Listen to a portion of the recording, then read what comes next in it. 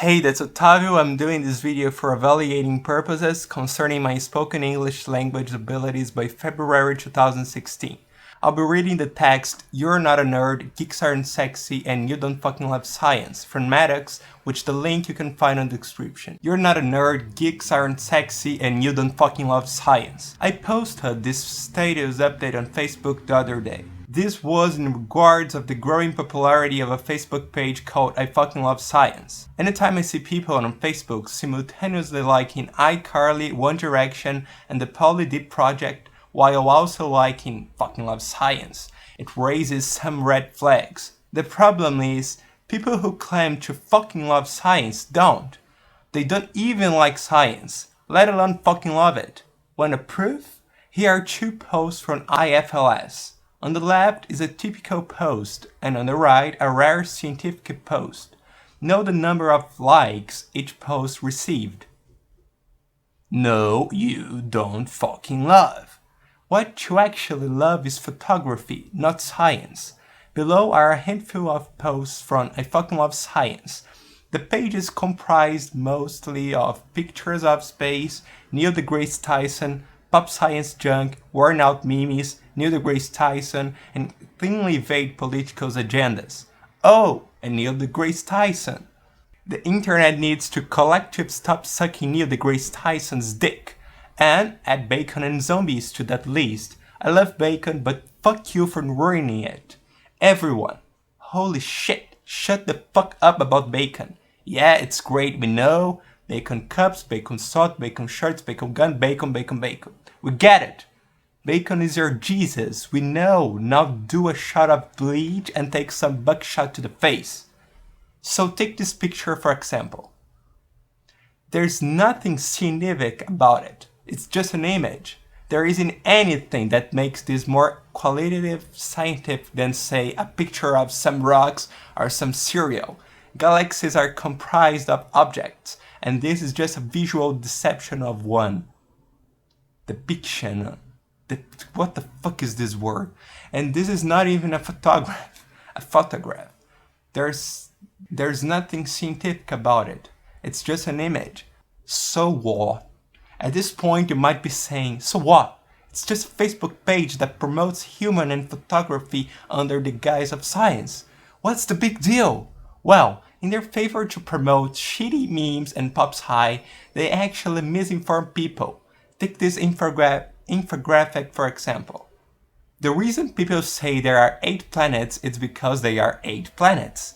A casual reader coming away from this post might conclude that this is one of those haha moments that the internet is famous for, where everything you thought you knew was wrong, except it isn't.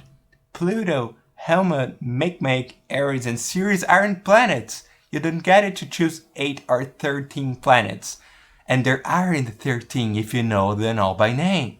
Your ability to name planets has no bearing on whether or not they exist.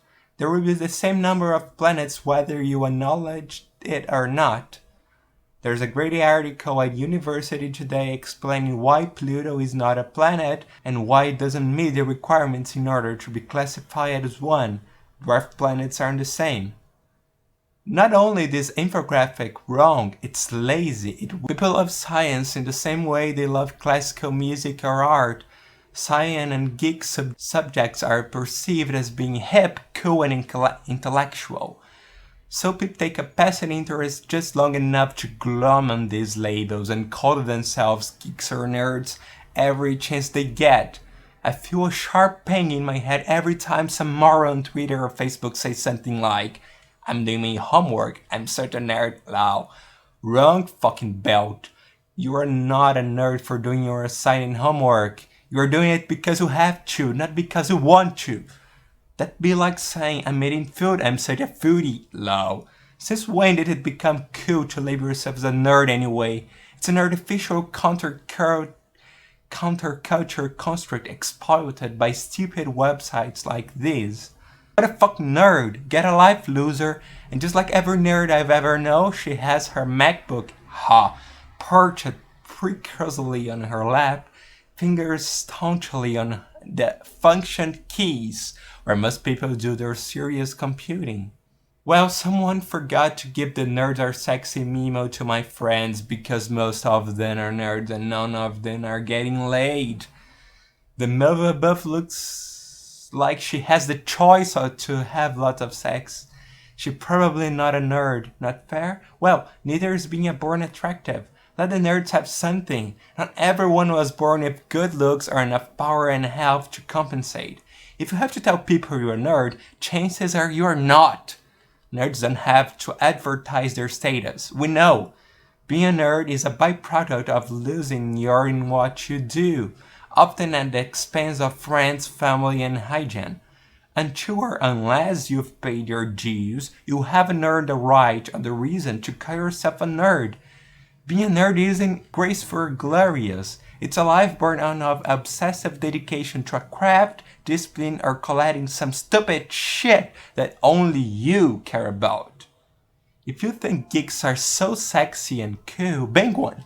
Go to any university and find a computer or physics lab at 2 a.m. and take your pick. Until then, go commit culture fraud someplace else and take your phone 8 o'clock science group with you.